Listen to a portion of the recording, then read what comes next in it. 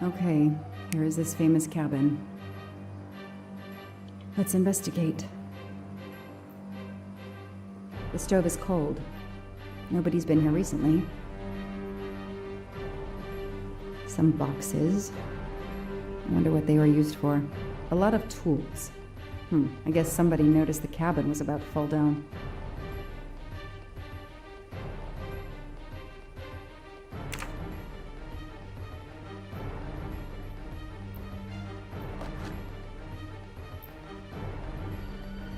This bottle comes from the Blue Lagoon.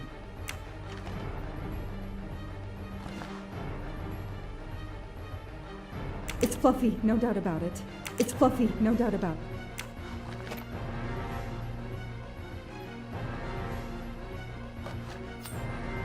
A gold mustache. Thank you very much. That's a woman's hairbrush. Did Suzanne actually come in here after all?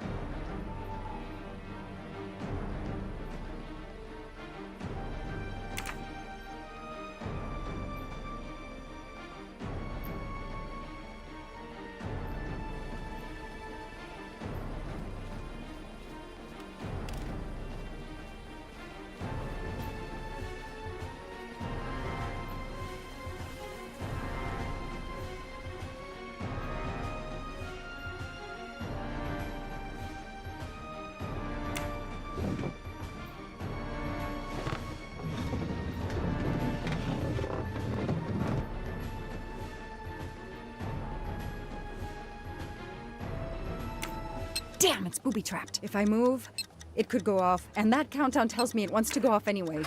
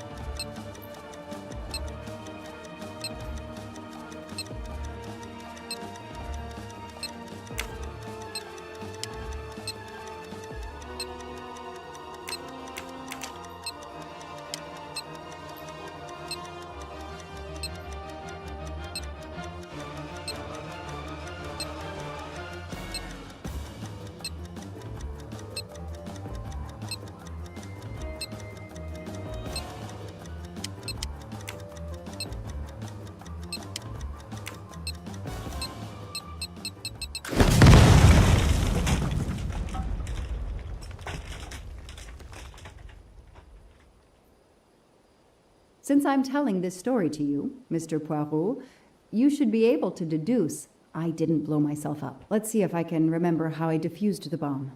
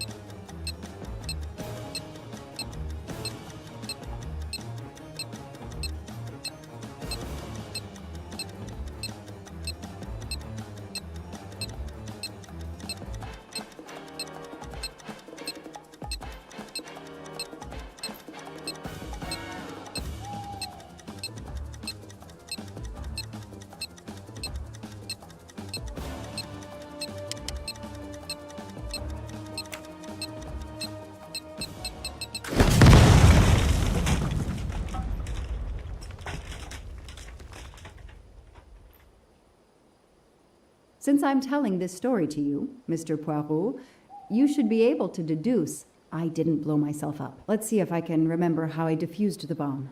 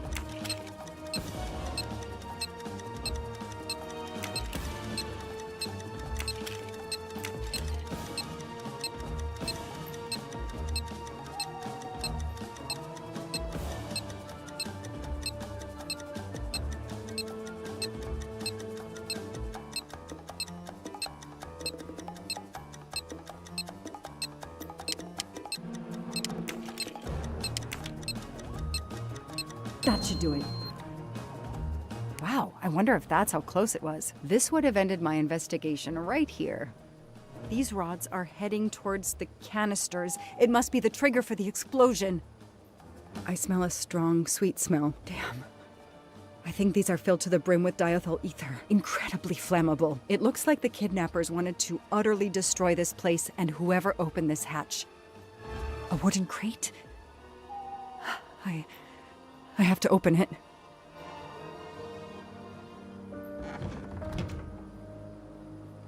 Oh no. Daisy. No. I called in my discovery of the body. Then there was nothing I could do except protect the site for forensics.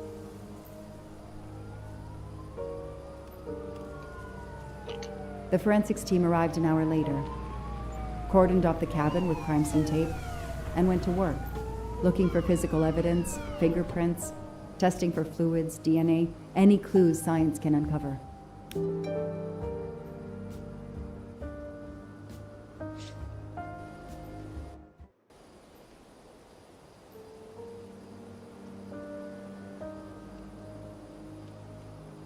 They removed Daisy's body.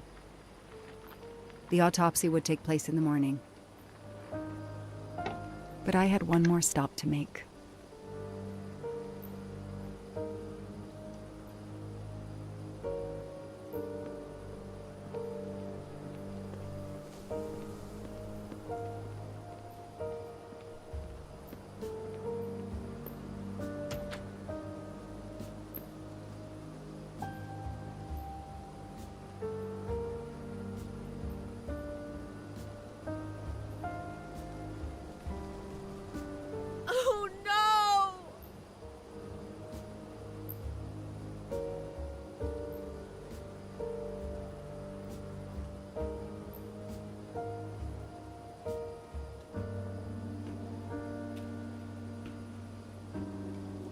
That night, I swore to find the monster who killed that child.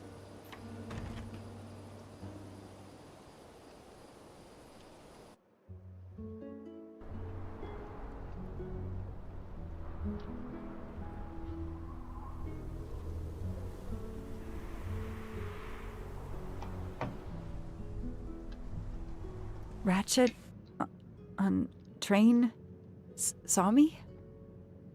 How? Daisy.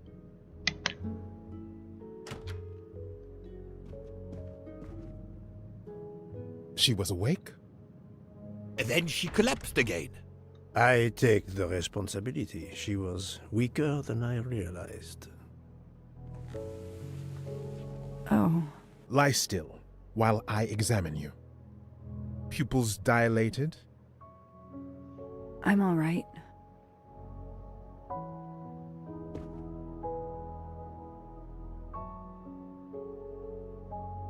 You are far from all right. You have been heavily sedated. Your pulse is very weak.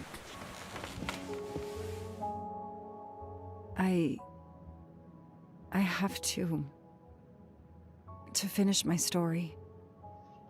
Ratchet can't escape again. Can't escape. Have no fear of that, mademoiselle. Ratchet will not escape. We must hear her story. This woman needs rest. I will let you know when she is recovered enough to continue. But I warn you, it will be some time. I understand, Doctor. Thank you. I have completed my preliminary examination of the deceased. I think that it will interest you. Indeed it will. And I have other witnesses to interrogate. You are right. Let's not put this poor woman in danger. There will be plenty of time for her to finish her story when she has recovered. By all means, tell me the results of your examination.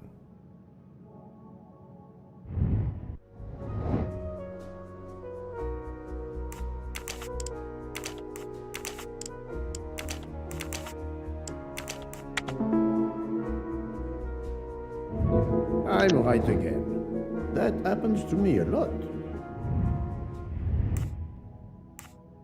Can you estimate the time of death? Rigor mortis was advanced, but not complete. I estimate the death occurred between midnight and 2 in the morning. That tallies with the witness statements I've collected so far. Mr. McQueen and Mr. Masterman told me that Monsieur Ratchet didn't smoke. Can you confirm this? I can't say without a more extensive post-mortem. What is the cause of death? Multiple stab wounds to the upper torso. It's odd there are no signs of a struggle. That might indicate one of the first wounds was enough to kill him. It seems that Monsieur Ratchet had taken sleeping pills during the night. Ah, that would explain the lack of defensive wounds. What can you tell me about the stab wounds? I counted 12 in all. 1 or 2 are so slight as to be practically scratches. On the other hand, at least 3 would be capable of causing death. The angle of the wounds is instructive. Most appear to have been struck by a right-handed person.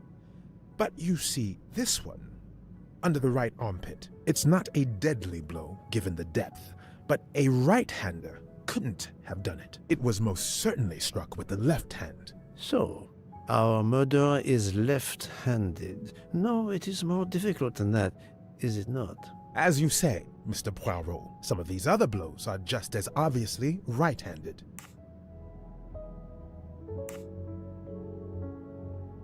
Do we have a first and second murderer, as the great Shakespeare would put it? The first murderer stabs his victim and exits left, turning off the light. Then a second murderer comes in the dark, does not see his or her work has been done, and stabs a dead body. Magnificent. You think so? I'm glad. It sounds to me a little like nonsense. Thank you, Doctor. Excellent work under difficult circumstances. Please let me know when I may speak again with Mademoiselle Locke. Of course.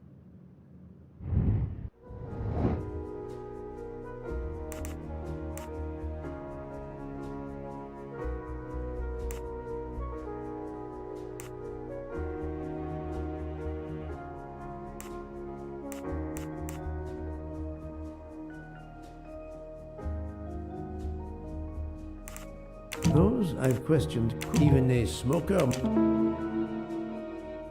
Yes, that's certainly a good place to start.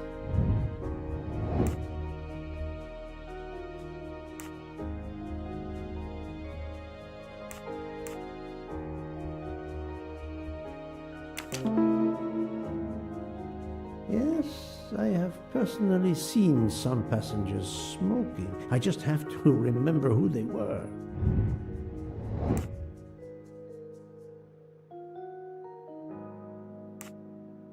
Oh, this is... Yes, I suppose it's likely they will give me the list of who smokes what. Et voilà.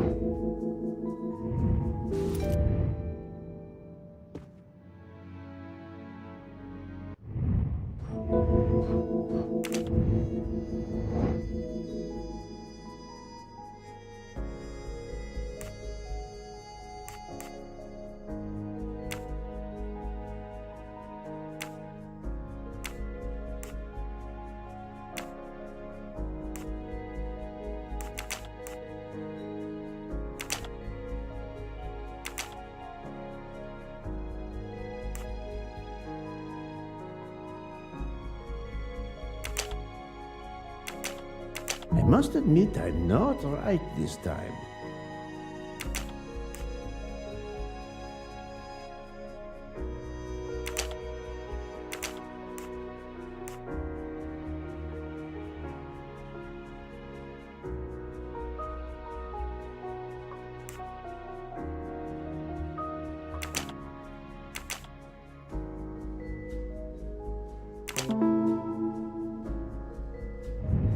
That was easy.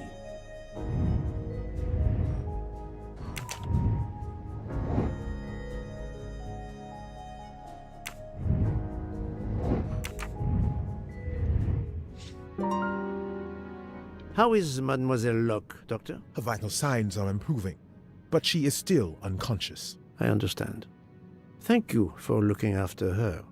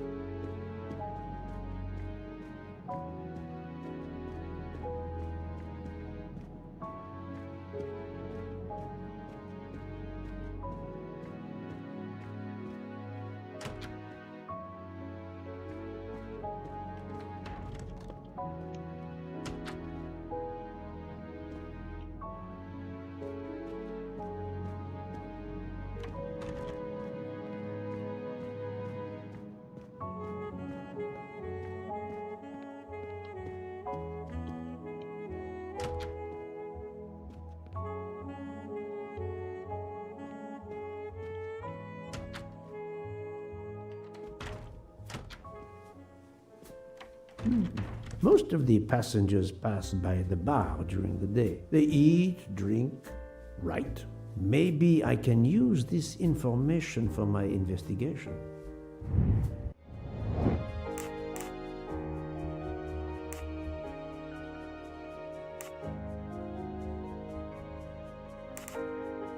Brilliant. Yes, it could work. He appears to be an observant young man and serves the passengers regularly.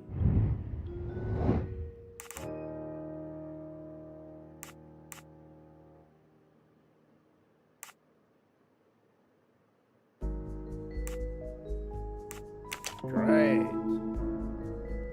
Yes, if I ask them to write something trivial, they may do it instinctively with their dominant hand.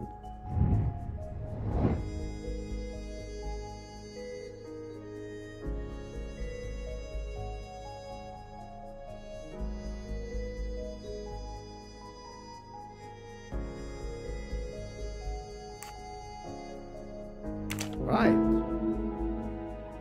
Yes, I will remember which people use their right or left hand. I'm right again. That happens to me a lot. Mademoiselle Debenham, I have a few questions for you. Of course.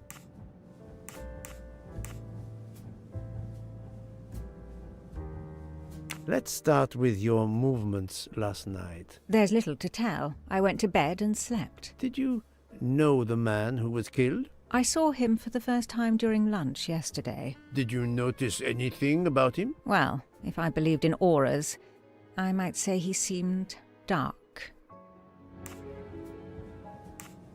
Do you recall what time Mademoiselle Olsen went to get some aspirin from Madame Hubbard? I remember glancing at the clock. She left our room just after 10:30 p.m. Was she away for a long time? About 5 minutes. That confirms what Madame Hubbard told me.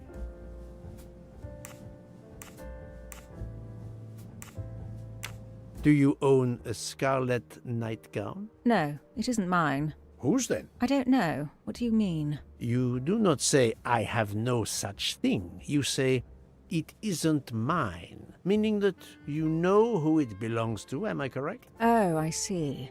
No. I woke up this morning about 5 a.m. with the feeling that the train had been standing still for a long time. I opened the door, and I saw someone in a scarlet kimono some way down the corridor. Her back was turned. It was impossible to see who it was. I understand. Do you smoke by any chance? No, I never have. Would you mind writing your address on this paper for me? Not at all. That's it. Mademoiselle Debenham is right-handed.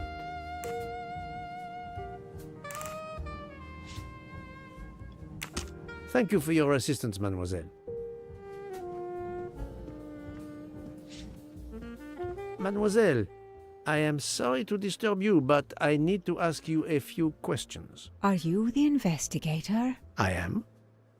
We are lucky you are on the train. What do you want to know?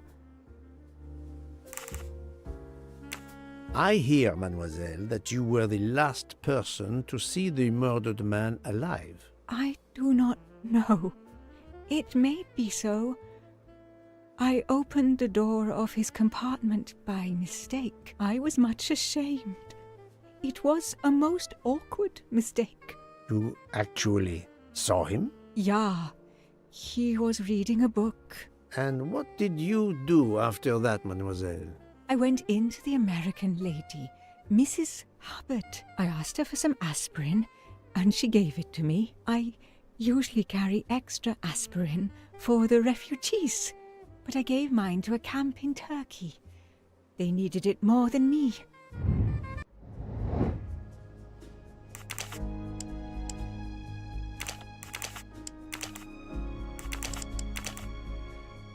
No, not good. I do not think that's the right thing, Poirot. That is not... By my little gray cells did not let me down. Did Mrs. Hubbard ask you whether the communicating door between her compartment and that of Monsieur Ratchet was bolted? Yes, And was it? yes. And after that, what did you do? After that, I went back to my compartment, took the aspirin, and lay down. That was around 10:50 p.m. Is there anyone else in your compartment? Yeah, a young English lady. Very nice, very amiable. After the train left Vinkovsky, did she leave the compartment? No, I am sure she did not. Why are you so sure, if you were asleep? I sleep very lightly. I am used to waking at a sound. I am sure that if she had come down from the berth above, I should have awakened. Did you yourself leave the compartment after that? Not until this morning. Do you have a scarlet silk kimono, mademoiselle? No, indeed.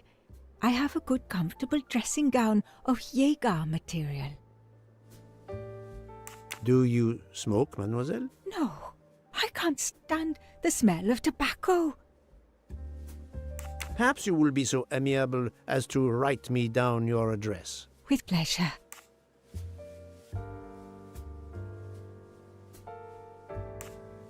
Mademoiselle Olsen is indeed right-handed. This was a very interesting conversation, mademoiselle. I thank you. If you have any other questions, I'll be in my compartment. Good luck, Mr. Poirot.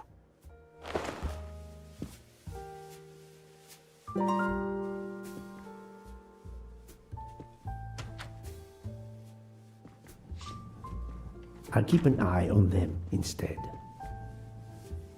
I'll observe her instead.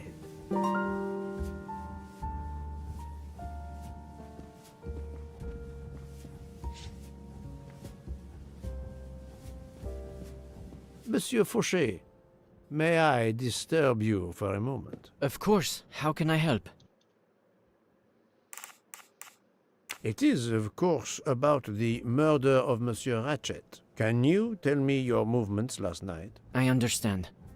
Yesterday evening, I took a break at Vinkovsky station with Hotaru. We then went to our quarters in the staff accommodations, a section of the luggage car.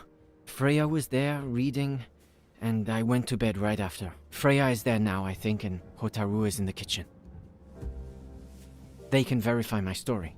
What time was this? 11:30 p.m. or a bit after. The snow is beginning to fall heavily. I see. Thank you.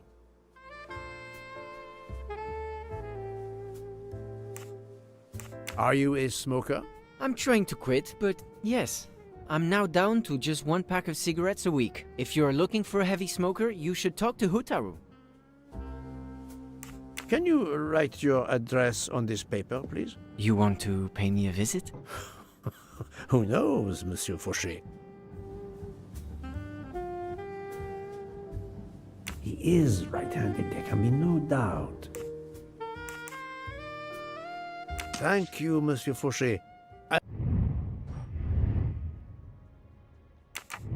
I'll come back to you if I have more questions. Monsieur Fauchet, may I disturb you? Of course. Thank you, Monsieur Fauchet.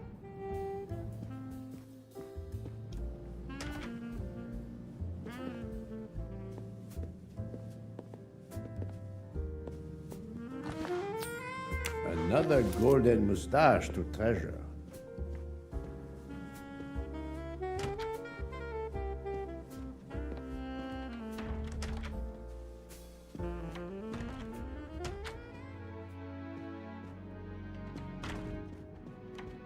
So, Poirot, I hope you are progressing in your investigation. I have not finished yet, but it is progressing, yes. I still have many questions that must be answered. I will report to you as soon as I can.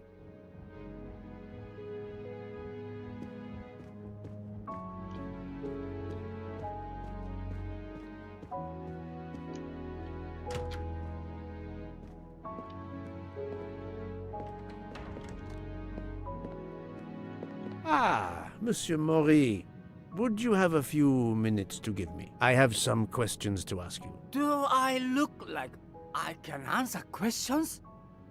The room is spinning. My head is about to explode. You were celebrating last night? Celebrating when Freya always wins. Ah, what am I saying? If you want my answers to your questions to make sense, help me recover. You see there, the magnet on the fridge. That is my special recipe. I call it my day after survival tonic. If you could make me my special tonic, I might survive long enough to answer your questions. Jean knows the recipe very well. He can help you with the preparation. Very well, Monsieur Maury. If I must, I must. I will make you your day after survival tonic.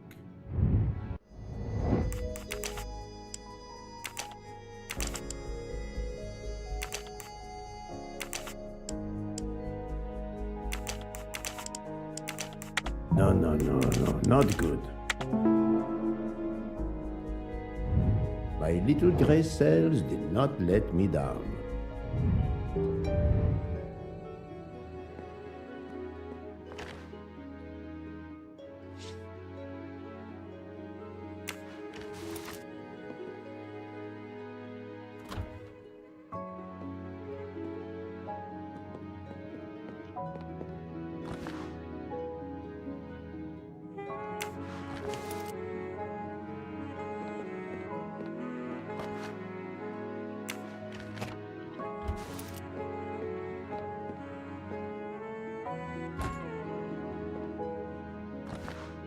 I'm missing half of the tonic ingredients.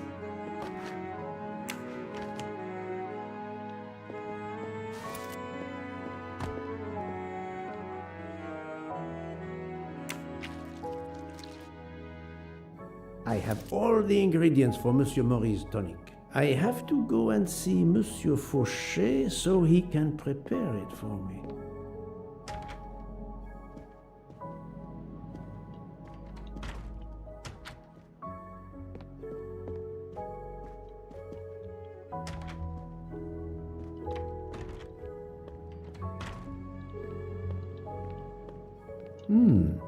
It's locked.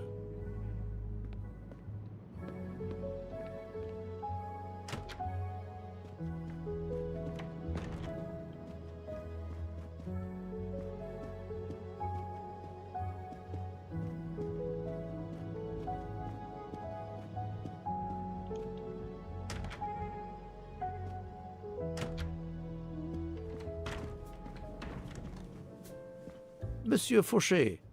Of course. Monsieur Fauchet, I need your help to prepare a cocktail. What is this phrase? This is music to my ears. What can I fix for you? A mojito? A gin and tonic? Or perhaps a martini? Shaken, not stirred?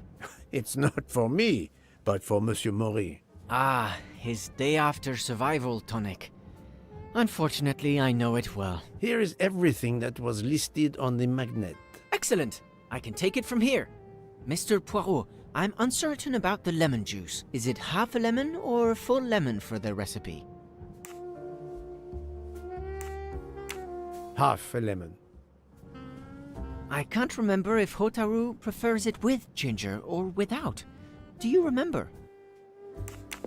I can assure you that he will want the ginger.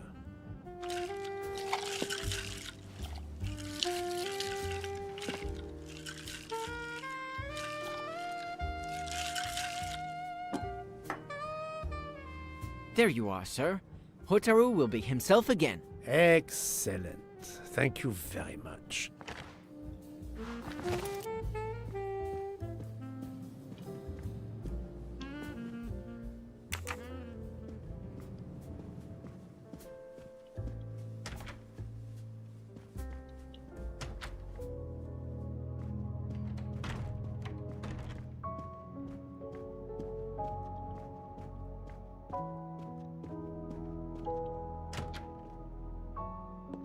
Here you go, Mr. Maury. I hope this will help you. Thank you very much. Please give me a moment while this takes effect. It will be a while, I'm afraid. But I will not move from the kitchen. Since I have to wait, do you know where I can find Mademoiselle Nielsen? She is in the staff quarters in the luggage car. If the door is locked, John will have the key. Thank you. I will return. I hope you have a speedy recovery.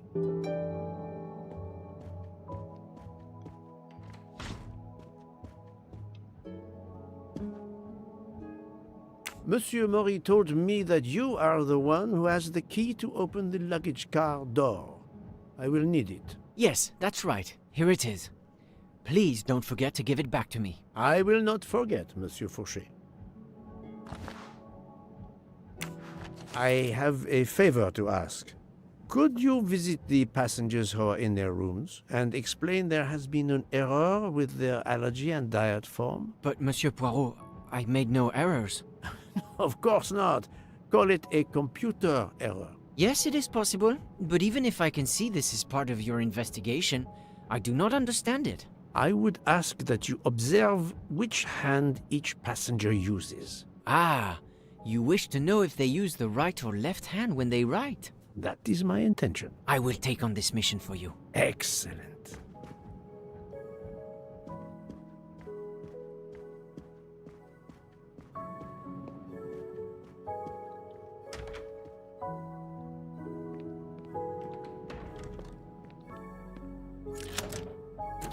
That's it. It's open now.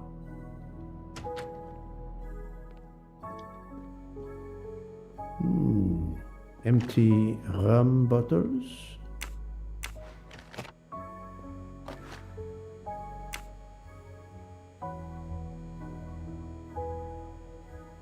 A deck of cards. I suspect they were reading diamonds and spades instead of books.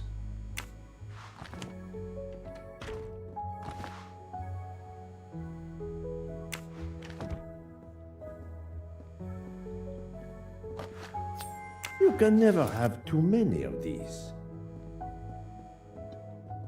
Hello, Mademoiselle Nielsen. May I ask you a few questions? I don't have a minute. My career is ruined, and it's not my fault. But how did this terrible thing come to pass? My supplies, passenger luggage, our living space. There is so little room. I gave the cargo handlers in Istanbul strict instructions how to stack my crates containing the ingredients I need for my desserts. So as one box is used up, it can be discarded. And these fools of cargo handlers did not follow your instructions? Ignored completely. I have 4 crates that must be moved from there to here to correct the order they are stacked. But placing the wrong crate on top of a smaller crate will crush it, its contents, and my career. Calm yourself, mademoiselle. I understand. So, the problem is these 4 crates must be moved there, but carefully. Yes. I have to move these 4 boxes from this location to here. But there is not much space to move the boxes, and I have to be careful never to put a bigger box on top of a smaller one, or the smaller crate will be destroyed. The problem is clear. I shall assist you.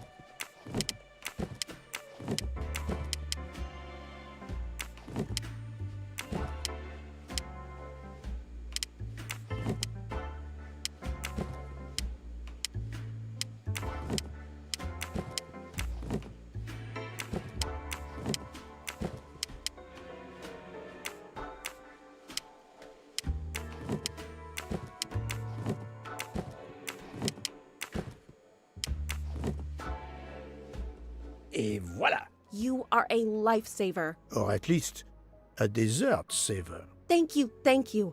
I will gladly answer your questions.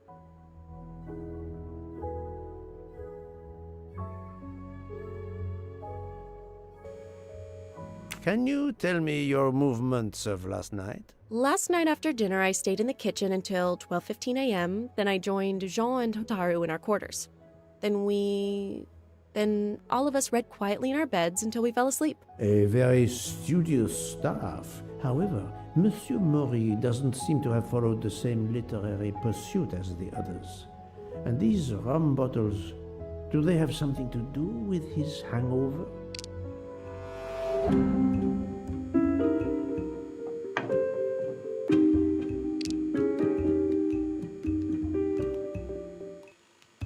That does not prove she's lying.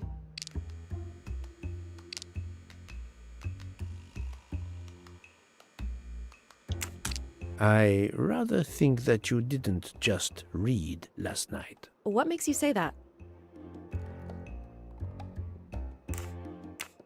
The empty rum bottles.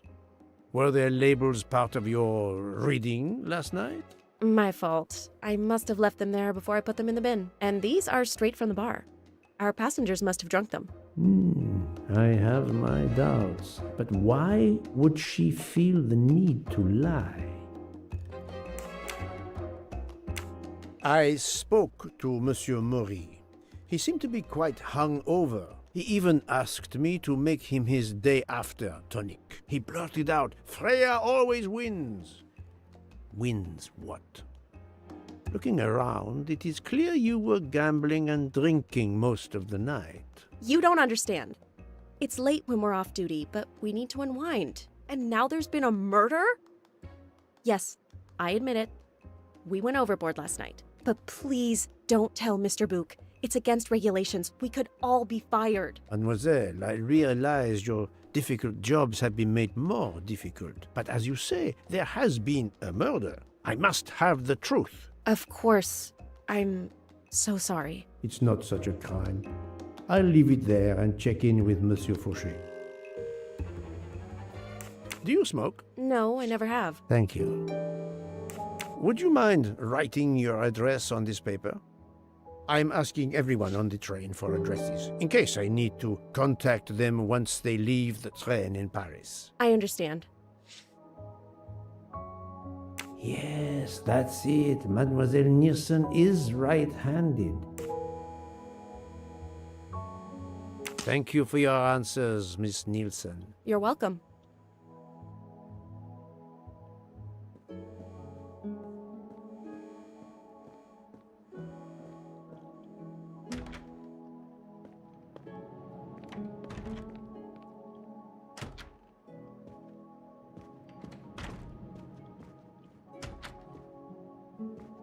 How are you?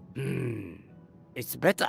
Thank you. Then may I ask you some questions? It will not take long. Quickly, please. I have hungry passengers to feed. Très bien. Can you tell me your movements last night? Oh, nothing special. When I went off duty, I joined John and Freya in a compartment. I read for a short while, then went to bed early. Reading? I'm not sure you have recovered enough to tell me the truth. Don't waste what little energy you have recovered to lie, Monsieur Mori. Yes, sorry, Mr. Poirot. You're right. It obviously wasn't reading that made my head hurt like that. But if you told Monsieur Book, it could mean my job. I will keep your secret, but I am investigating a murder. You must tell me the truth. Thank you. You are a heavy smoker. My job. It is very stressful. Would you happen to know who vapes on the train? A banana flavor? Oh, yes. The smell disgusts me. What is wrong with the good tobacco? I do not have time to answer that. Who is it? I've only seen one person who vapes. It's Captain Arbuthnot. Captain Arbuthnot. I see. Please, write your address on this paper. My address? I don't see why. I think I hear Monsieur Book approaching. My address? Yes, of course. Another right-handed person. Not surprising, most people are.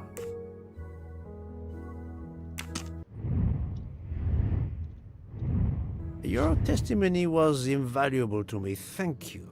Take care, Monsieur Maury. My palate depends on your good health.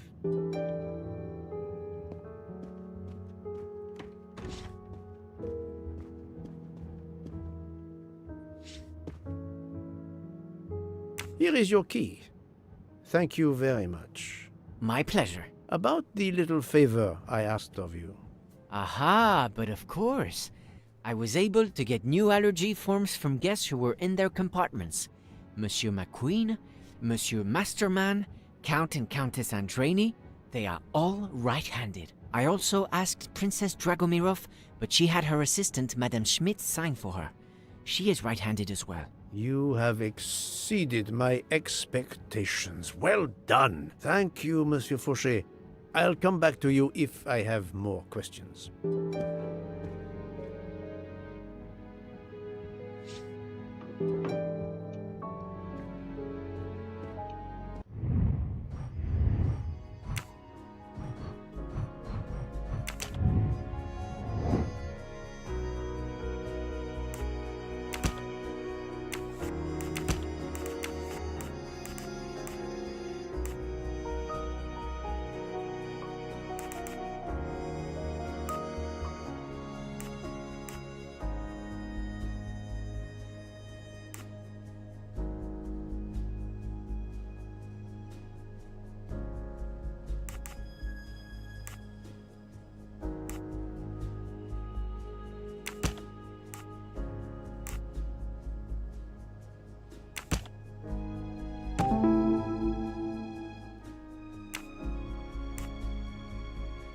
Strange, this story. If Mademoiselle Olsen is such a light sleeper, why didn't she tell me about Mademoiselle Debenham getting out of bed? She even made a point to tell me the opposite. I'm right again. That happens to me a lot.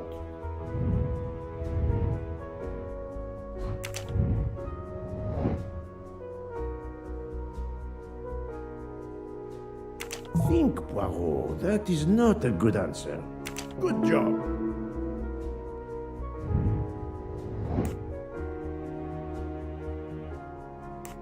Right.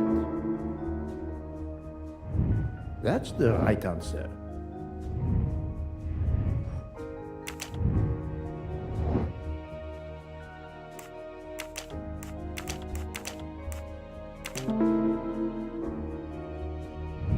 I'm right again.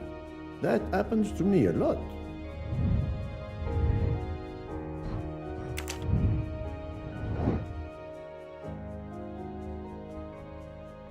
Yes.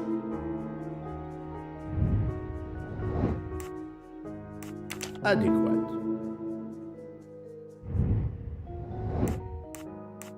Right. Good job. I'm right again. That happens to me a lot.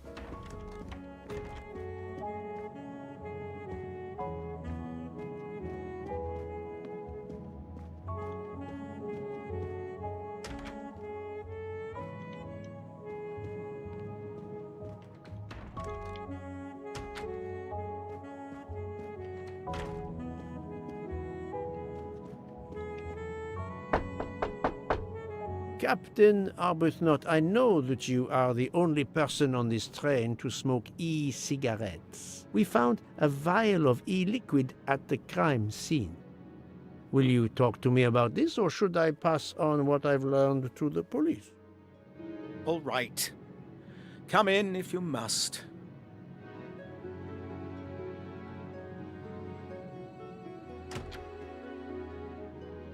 I have just a few questions for you. Very well. Let's hear them. What were you doing last night around 1:15? 1:15?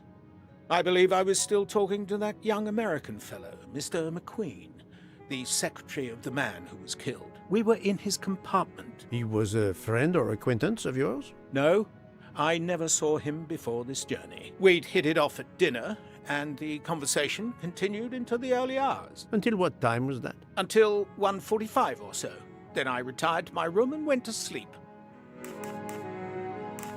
There is nothing you can recall last night that in any way struck you as suspicious? It's nothing.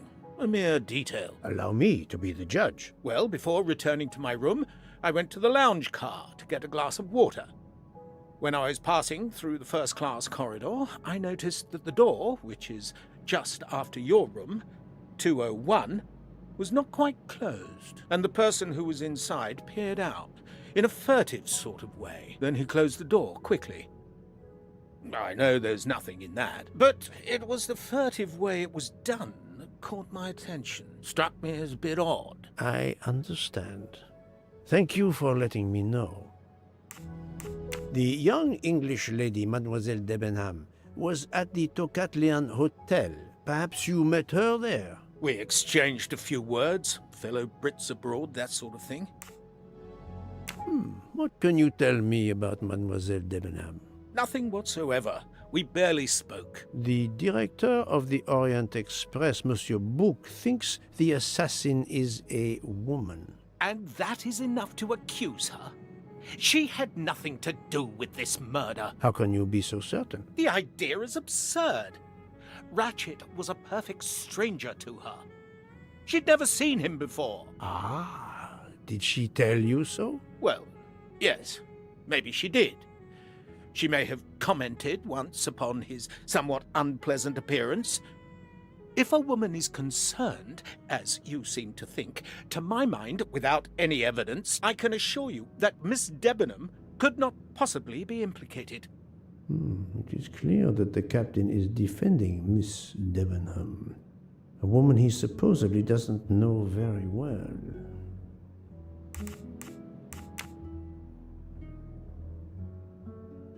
Is this e-cigarette liquid yours? What flavor is it? Banana. Well, that is awkward. That's my flavor of choice. But I have no idea what it was doing there, whatever. Can you explain how it ended up there? I have no idea. I never entered the man's room, Poirot. That's the truth. Could you write down your address here, please? My address? If you insist. This man is right-handed. Thank you, Captain. You're welcome.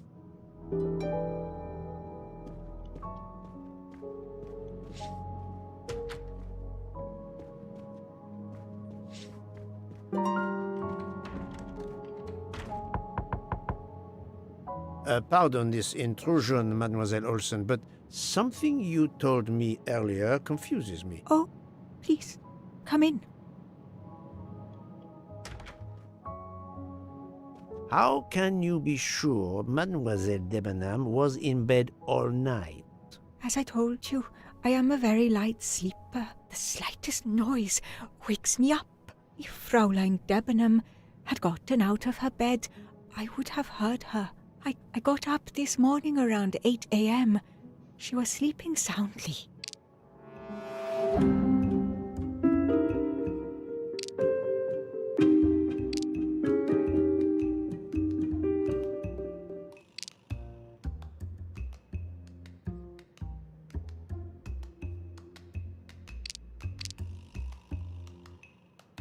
That does not prove she's lying.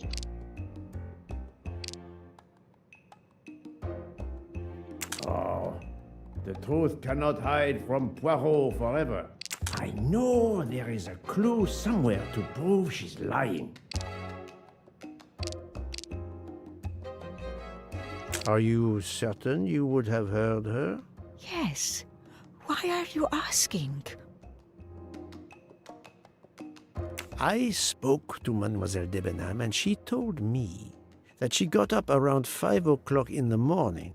She opened the door and looked down the corridor.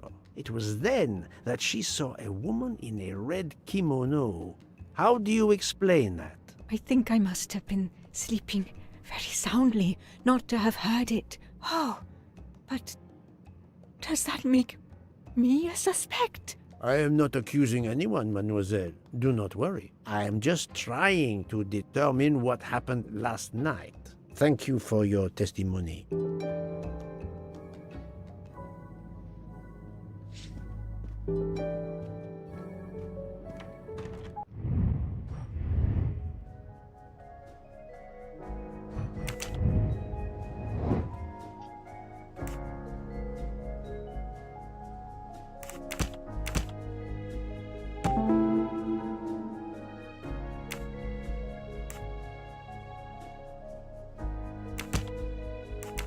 No, not good.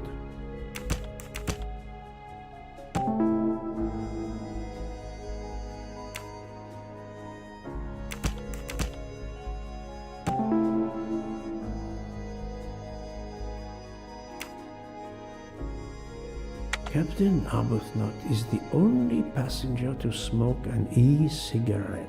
Even if this liquid in Ratchet's room is a solid clue, he has an alibi. I cannot accuse him without any other proof. I'm right again. That happens to me a lot.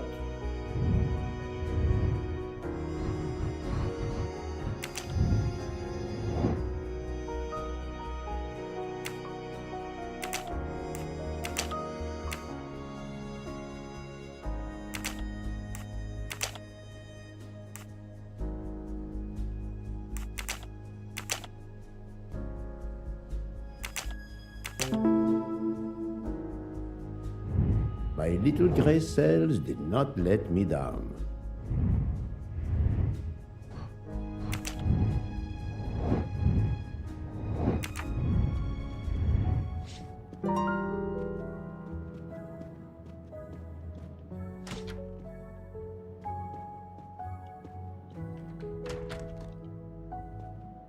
How is Mademoiselle Locke, Doctor? Her vital signs are... I understand.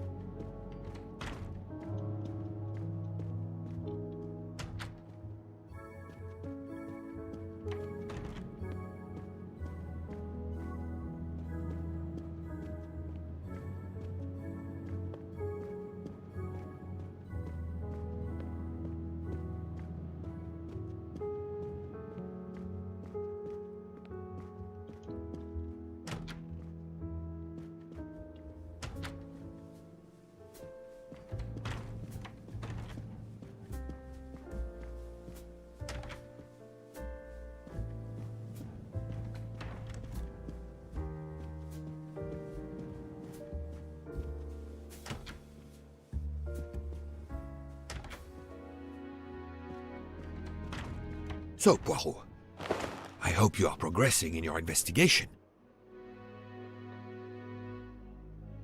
There is no trace of the murder weapon on the train, as yet. The killer could have hidden it anywhere. It must be somewhere. Indeed, as you say, it must be somewhere. According to Dr. Constantine's report, the stab wounds were made by at least one right-handed and one left-handed person, and with different strength. For the moment, everyone I have checked is right-handed. It is impossible to draw any conclusions as yet. However, I still have a few people to interrogate, notably the Russian princess. You still have many avenues to explore? Indeed, the case is far from over, mon ami. I identified the person responsible for the bottle of liquid for the vape found at the crime scene. So, this is our culprit? Do we hold him? No, unfortunately, this bottle belongs to Captain Arbuthnot, but he has an alibi, confirmed by Monsieur McQueen for the time of the murder. Monsieur Bouc, Monsieur Poirot. Michel, calm down. But it's Mrs. Hubbard. She says she found the murder weapon in her room. She's very upset. Let's go, Poirot.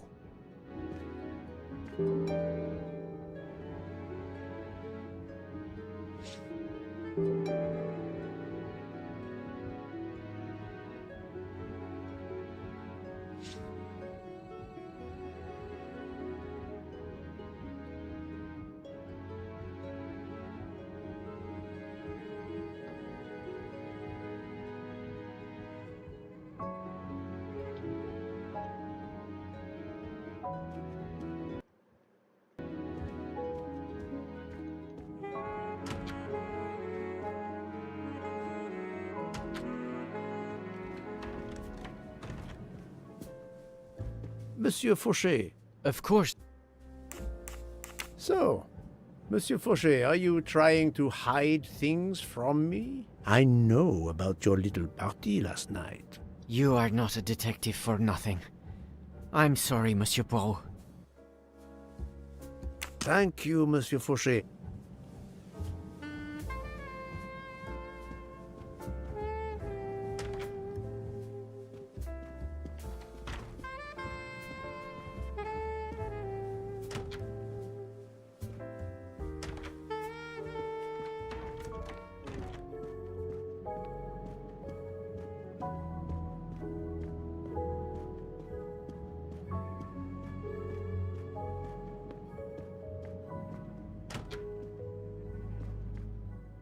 I demand to be allowed to leave this train! Madame, we are in the mountains, trapped in a snowdrift. Stating the obvious, there is a murderer among us. He had the audacity to hide his weapon in my room. Please, Madame Hubbard, take a deep breath and tell us what occurred.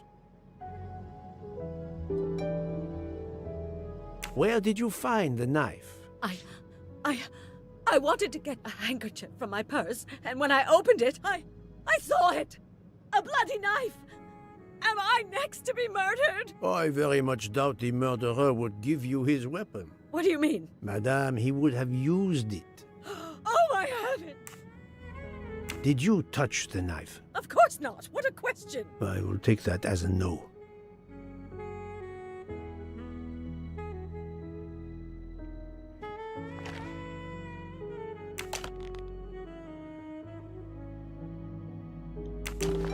Is this knife the real murder weapon, or is it a red herring?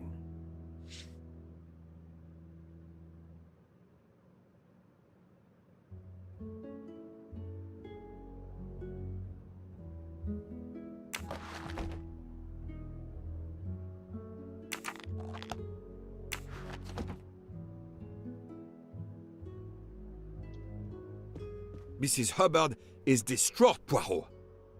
I should stay with her. Please go on without me. I have every right to be distraught. Thank you, Mr. Bouc.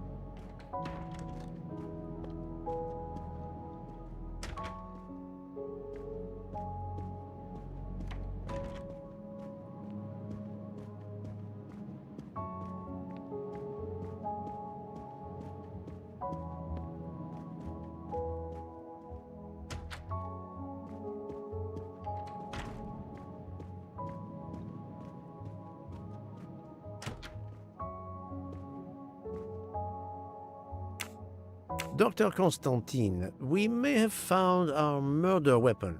We need to make certain. There is a pretty quick way to be sure. I have estimated the depth of the wounds. You can easily find the depth of each wound by comparing the width. There are 5 of them that I am not sure about. Test them, and then we will compare our results. I will do as you say, Doctor.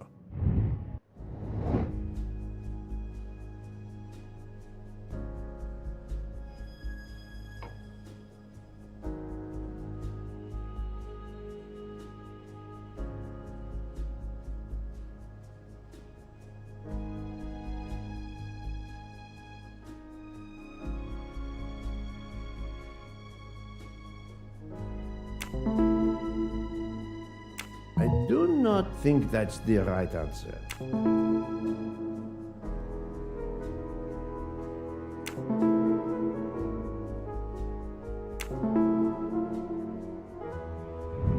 Et voilà. What do you think, Doctor? Is this knife really the murder weapon? There can be no doubt. You found the same depths as the estimates I made during the preliminary autopsy. I can assure you that you hold in your hands the weapon that took Ratchet's life.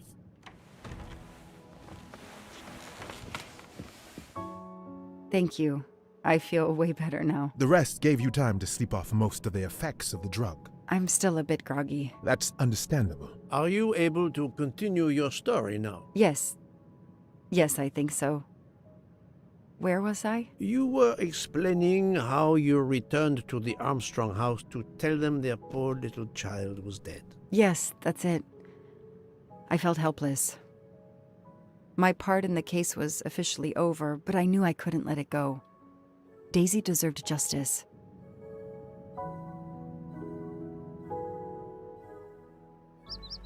Two days later, I returned to the Armstrong house to tell them Daisy would be released soon for burial. I was angry with myself that I couldn't bring them better news. I wasn't prepared for more tragedy. I'd rather finish what I have to do here before leaving.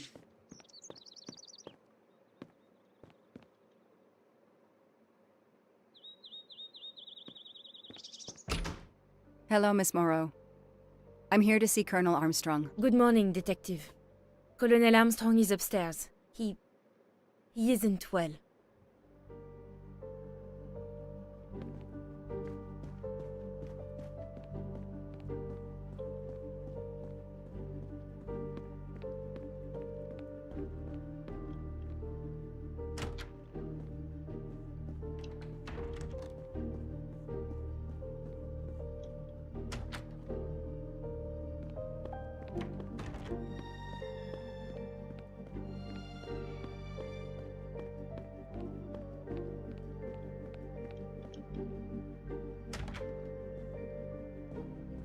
Good morning, Colonel Armstrong. Is your wife here? Here? No, Sonia is not here. Always one step behind. She died of a miscarriage last night. My wife, Daisy, and our baby. My whole family is gone. I'm so sorry. I came straight here this morning. I received word that you can arrange for Daisy to be returned to you for burial. I didn't know. Well, then, now you don't have to come back. I can arrange for Daisy, my wife, and our unborn child to be buried all at once. Very efficient. Being a military man, I can appreciate efficiency. I know how hard this must be for you. No, you don't know. I don't want your sympathy.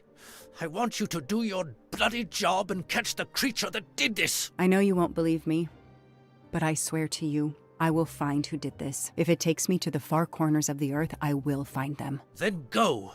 Please go now. Go find them.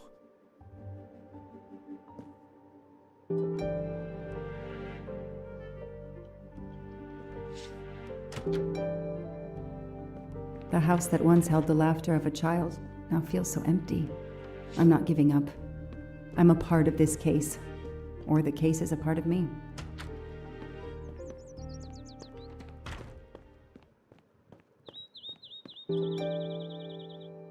All units, Hike is in the vicinity of the cabin where Daisy Armstrong was found, spotted a pickup truck drive through the barricade tape, and then head up the dirt road toward where the subject cabin is located. Any car nearby who can respond? Unit 28, we can respond, but we're a ways away.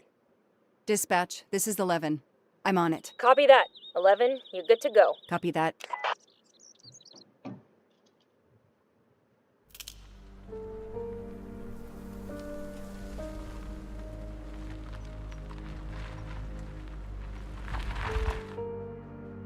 Okay, there's the pickup. Let's see who ignored our barricade tape. 11 here. I'm at the cabin. Someone has broken in. Are you requesting backup? Not yet. I'm going to take a look around. Copy that, 11.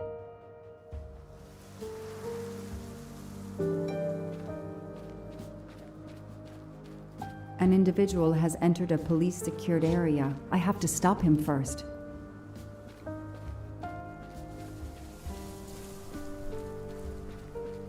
Footprints. A forensics evidence identification marker. Forensics had to go through this place with a fine-tooth comb. A forensics evidence identification marker. He's not here. 3/8/92. Oh, when the poor deer was killed.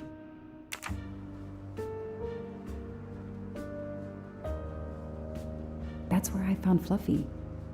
Daisy's special toy. I hope we returned him to the family.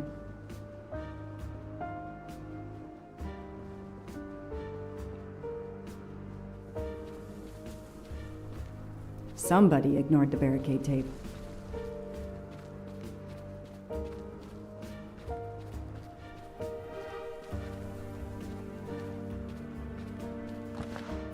I've earned a gold mustache.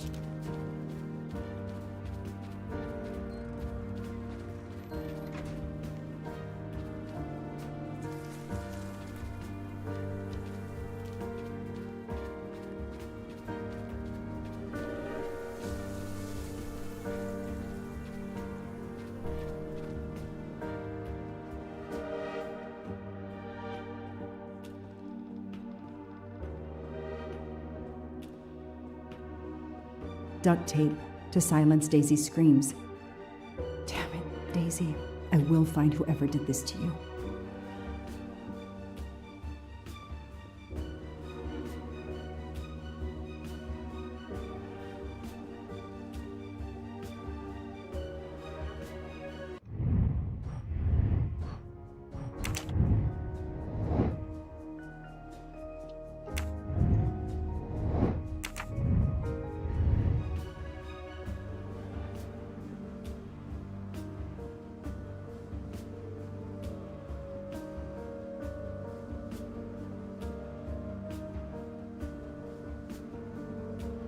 Footprints.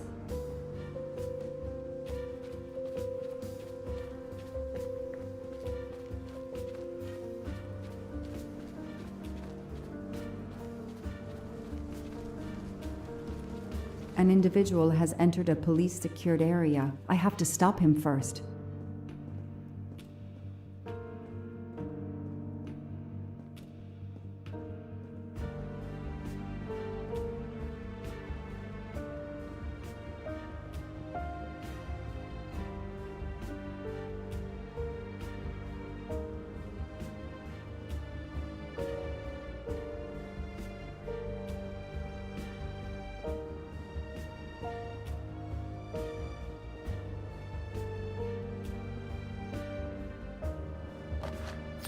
Shiny facial hair. The good news is that it's gold.